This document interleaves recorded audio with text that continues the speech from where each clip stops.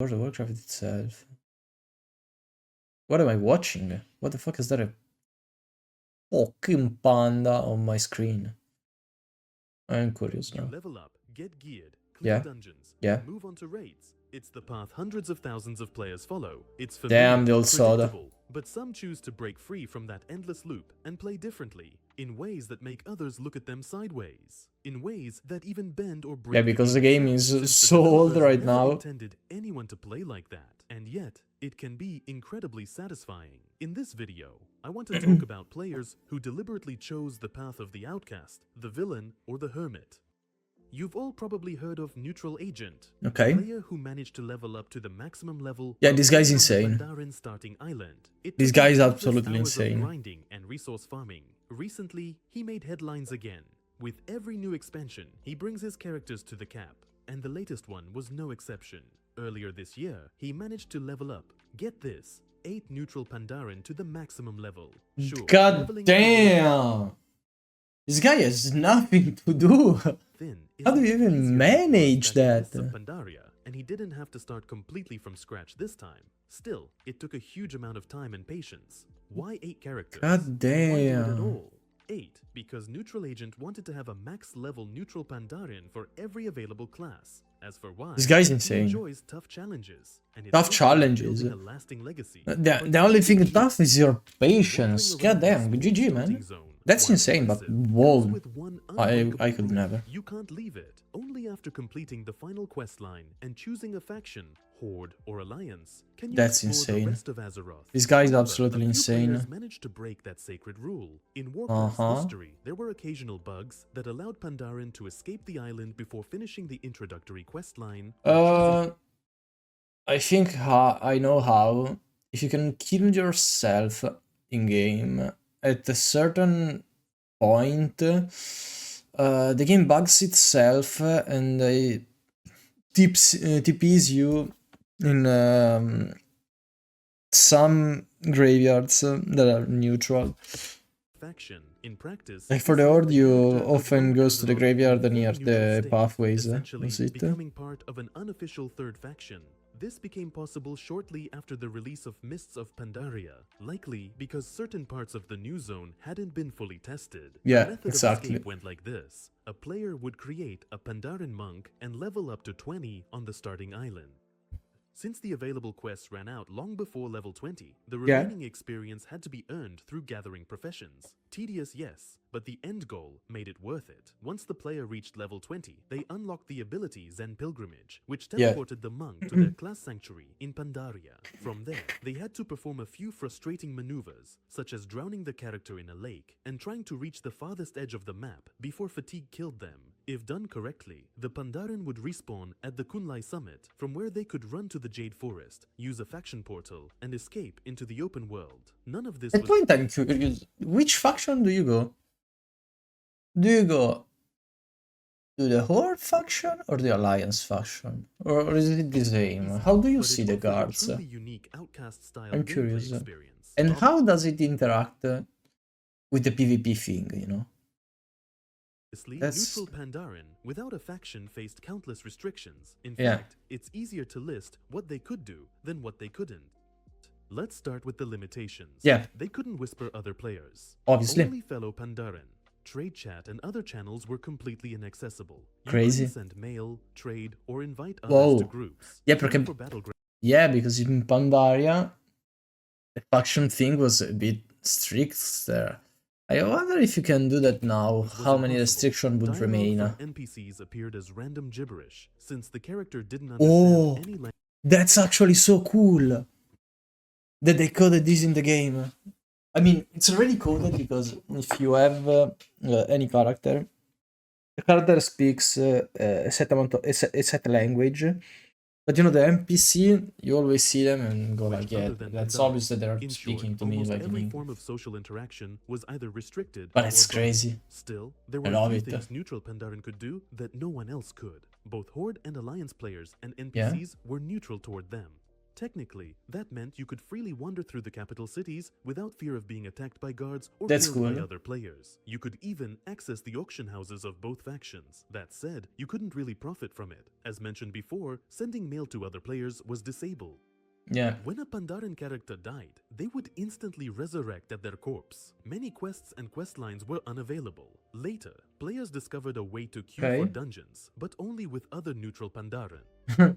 Joining dungeons with Horde or Alliance players was impossible. So yes, the list of restrictions was massive, but perfectly fitting for a true neutral outcast. Leveling in that mode would have been a real trial by fire. Most likely, it came down to grinding mobs endlessly and completing the few available quests. In essence, I mean, it's still better you than couldn't talk to other players, use the benefits grinding like this is still way better than farming every single herb, or even take part mine in on that. battles. You were just a lonely wanderer. It would have been amazing to see someone reach the level cap this way. Yeah. But shortly after the bug was discovered, it was fixed. The ability Unlucky. Zen Pilgrimage was disabled on the Pandaren starting island, and all characters who had managed to escape were teleported back. Like one player who had explored Kalimdor and even earned reputation with a goblin faction, only to be sent back after the fix. But Pandaren weren't the only ones fated to live as outcasts. That's sad. There have always been players who found ways to make their own journey harder. One such group plays without choosing a specialization. At first glance, it might not sound like a big deal. I almost started that challenge.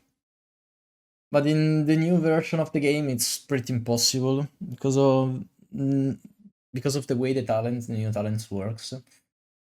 Basically, half of your abilities are locked behind leveling up. So at some point, you just don't have enough abilities to save your ass, and you fail miserably, and you can't do anything. In practice, refusing to pick a spec comes with a massive list of limitations. At low levels, it's barely noticeable, but the further you progress, the more it feels like you've entered a personal hell. Yeah, Even absolutely. something as basic as gear becomes a problem, since dungeon loot is often tied to your specialization. Without it, you get nothing. Players have to make do with rare, often low-quality items. Abilities are another issue. You only have a small handful of them, and fights against regular mobs can drag on painfully long. Yeah, that's exactly what I was saying. According to one player, by around level 20 during battle for Azeroth, solo questing had become almost impossible, forcing him to rely heavily on others. Another player described how you can't even progress through expansion storylines. They were calling me from Cipro. Nice, and Cyprus. without a specialization, you nice. couldn't accept those quests at all. So yeah, I'm not gonna answer. Playstyle turned you into a true hermit. One mage took it even further, leveling up without gear, without dying once, and without almost the Iron Man challenge. It took him just over 50 hours of playtime. That's not even that much. Just for fun. No one seriously plays like this. But the point is, there are countless ways to enjoy World in Shadowlands though you could do it better again, because the talents were still not forcing you to play something. In Shadowlands you still had the old talent tree, so picking a talent wasn't that crazy of a thing, you know. You still had a good amount of abilities in your normal tree. Now it's empty. It's actually pretty impossible to do, for the same reason. Expansions ago, the developers introduced a new starting zone for players, Exile's Reach. I bet someone level 280 is that you can here. actually level up there without ever leaving it. Yeah. Even more incredible, it's technically possible to level up without ever setting foot on the island itself by staying on the very first ship before it sails into the storm that's supposed to bring your character ashore. Sounds insane, right? Leveling up without leaving the starting ship? If someone leveled 80 there, it's insane. Chicho pushed it even further, What the reaching hell? level 80 without ever leaving that ship. That's How is that insane. even possible? That's insane. This guy's While players insane. normally spend only about 5 minutes aboard, it's actually possible to stay there indefinitely and farm the training dummies. They don't That's get much insane. experience, but reaching around level 10 this way is entirely realistic. After that though, the experience gain stops, and that's where Pet Battle Daily quests come into play. Essentially, these dailies can be started on one character and completed on another. They aren't tied to a specific character like most quests. Oh, okay. I see. That's genius, actually. So you actually get the quest with another character, you log in this character, and then you start the quest. You do the quest of the... That's genius. And that's the entire leveling strategy, completing those Pet Battle dailies every day until reaching the level cap. There are only crazy. 5 of these quests available, so consistency... Yeah, it's a chill is key. experience, You I can't mean. really push it any further. You Yes, the process is painfully log slow, on and but then it you do works. the daily So, and how log long did it off. I take? mean, It's important to it's clarify cool. that the leveling spanned 3 expansions, during which the experience gain rates Yeah. changed. Early in Shadowlands, the amount of XP from level 50 to 60 was so small that starting from scratch could have taken years. But after patch What? 9.1, the XP rewards were increased, speeding things up significantly. In total, going from level 1 to 60 took 237 days, from 60 to 70 another 60 days, and from 70 to the current maximum, level 80, it took 59 days. Okay. Altogether, a bit over 350 days of effort. Sure, it wasn't a hardcore grind, just a couple of minutes of daily quests each day, but still, the achievement is genuinely impressive. It is Hardcore impressive, Warcraft honestly. sparked a new wave of interest in the classic version a few years ago. Although various self-imposed challenges already existed that limited how players could level up, the classic hardcore caused a real boom. But for some, even a mode where your character can't die wasn't difficult enough. Many players decided to make an already punishing and that shows experience how harder. difficult Now you ask, actually vanilla is. I mean, it's not a game for the challenge, and I hope everyone understands it and doesn't try to be toxic in any way. I mean, the majority of the time, if you die in vanilla classic, A, you don't know the game, you're not in the game, and you don't know what things do, so you're caught off guard. That's a knowledge issue, that's not a skill issue, you know what I mean? Knowledge and skill are two different things. The skill is reacting to that lack of knowledge in a way that can save your ass. But if the knowledge just one-shot you, or just negates you from playing the game, there's no amount of skill that can save you. Like, if you get stunned and then one-tapped by a thing that you didn't even know existed, there's no way you can prevent that, you know, except from knowing. And the other thing that killed a lot of people was bugs, disconnecting, or overpulling. But again, overpulling was often a result, I'm not saying every time, a result of being too cocky. If you play chill, you can basically never die. It takes forever, but you can basically never die. He configured it so that each button on the mat corresponded to an in-game action. That's crazy though. The number of Cool as hell. inputs was extremely limited. Raiding with such a setup would be nearly impossible. Yeah. But leveling up? Somehow, yes. However, in tough situations, very cool. the lack of mobility quickly became a problem. The streamer made the one mistake every hardcore player fears most. He went into a cave. Several spiders attacked him, and as he tried to flee, he aggroed even more. The result was both predictable and tragic: death. Very cool. He made several more attempts to level up this way, but from what I gathered, he eventually abandoned the challenge. Unfortunately, still, that wasn't the craziest thing players have ever done. Imagine leveling up without any gear. Sounds rough. Definitely. Now imagine doing it as a warrior. Again, not that impossible. He probably just stayed in the first zone for a huge amount of time, killing stupid mobs. I mean, you can do that. It's not impossible. It just takes a long time. It's not impossible. Hardest classes to level, forced to fight in melee range, yet lacking the self-healing that paladins have. That means after every fight, you need to sit and drink to recover. I mean, probably the only hard part were the last, the first few levels, and then he just stayed in the first zone and leveled up. Not even a weapon.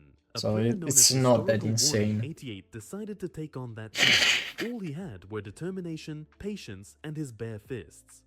Never mind! This guy is insane! Were countless. First, again though, he's leveling, what, 10 levels behind? Anyone could have expected. Yeah, 13 level behind, yeah. Obviously, can survive, he probably stayed in the zone's 13 level behind, but nonetheless, again, very impressive. I don't want to say it's not. It's actually is impressive. Second, don't get me wrong. Hardcore, meaning there was zero room for mistakes. Pull too many mobs, or worse, step into a cave and trigger an extra enemy and you're dead.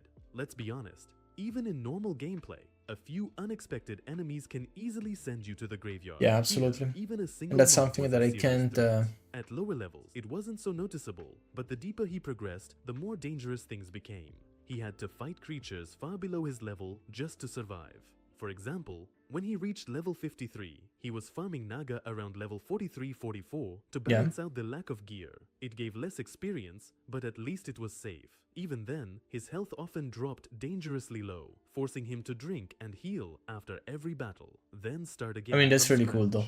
That's again really cool. Progress came. The warrior had only a handful of abilities that could deal damage. Thunderclap and Most of his Bloodthirst, attacks came down to still not basic bad. attacks with his fists. By level 40, he had just 2 offensive abilities. The rest required a weapon. To avoid unnecessary fights, he sometimes used the layering system. For instance, if he needed to turn in a quest surrounded by mobs, he would switch to another layer where the area was clearer and hand it in. Okay, so he got help from people. The player admitted that he had started this challenge as a joke months earlier. He never expected to make it that far, but to his surprise, he did. And even that's really cool though. From the community. That's really cool. How long did it take? A total of 364 hours of pure playtime spread over 9 months of dedication. Damn, 9 months of dedication is crazy. Warcraft, we players are almost always the protagonists. Yeah. We save civilians, handle matters for distant factions, slay villains, battle ancient We are gods, super cool. or repel another demonic invasion of Azeroth. But not cool enough sometimes apparently. You just want to be the villain.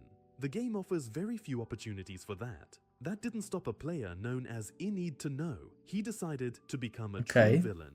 The game has an honor system.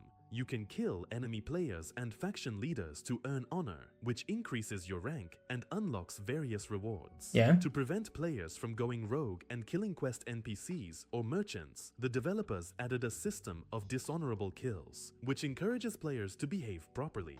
During development, there was a plan for a kind of negative ranking system. Only during the a first stages of the game. An outcast, losing access to cities, being unable to interact with NPCs, and even becoming hated by their own faction. That's The crazy. system was ultimately scrapped, apparently in the later stages of development. Had it been implemented, In Need to Know 1800 would have become the ultimate villain. His goal: 100,000 dishonorable kills, preferably before the release of Burning Crusade servers, That's where the insane. system would be nullified. To put it mildly, this was an Fun. ambitious objective. Yeah, Here's that's a fun snippet thing. from one of his I wish it posts. was still I in fell the love game with in the some process, way. killing civilians, ganking, And guaranteed creates more immersion for some Terrorizing people. Crossroads is my reward after a good session of dishonorable kills. It's inefficient, but it's the best part of my work. I've built a full project management schedule to make That's it happen, insane. with goals, metrics, Yeah, and you've got to burnout appreciate prevention those measures. people. I also track the cost of every dishonorable kill, consumables, reagents, repair, and summoning services. Sounds villainous, doesn't it? And it is. He, like a dark paladin, decided to cleanse the world of the Horde and introduce them to the justice. Yeah, see what I mean? This adds an extra layer of roleplay that some people can only wish for. It's an insane fun thing to do, and I wish they could add something like this back in the game again. Death. So, what was his progress? And another thing I wish they added back in the game are the PvP servers. Because I like War Mod, but I'd like the PvP servers back. Yeah. By June 2025, he had 10,000 dishonorable kills. By July, 33,000. By September, he surpassed 60. Yeah, I wish they could just... see, we're in a point in the game where if they just added back the PvP servers and this dishonorable system where you get dishonor point every time you kill an NPC or someone that is way lower level than you, then it'd be really fun on a roleplay kind of perspective. Limit. It'd be really Apparently, fun. There was a cap. Upon reaching 65,535 kills, his counter reset. As he speculated in his post, the value was stored as an unsigned 16-bit integer, which overflows at the maximum. In other words, the game simply won't let you reach the clean, round figure of 100,000 dishonorable kills. Whether he continued farming dishonorable kills or not, one thing is clear: he became the ultimate villain of his server. That's insane. That's really cool. Well, guys, thanks for watching and staying on the stream, and see you guys next time. Thanks. Bye bye. Bye bye.